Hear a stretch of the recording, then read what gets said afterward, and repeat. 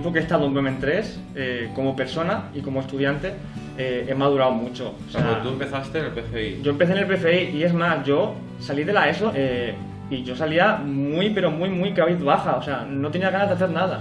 Y fue gracias a profesores del centro que me sacaron el ánimo, me sacaron las ganas de aprender, las ganas de seguir tirando hacia adelante. La verdad que a mí lo que más me sorprendió fue el hecho de que de verdad los profesores sientas que se preocupan por que tú apruebes. Yo no sé si es porque es un centro más pequeñito, somos menos personas, pero el trato es muy personal y a mí me dan ganas de estudiar. Yo he estado en la ESO y he estado en formación profesional y el cambio es impresionante. A mí personalmente el trato con los compañeros.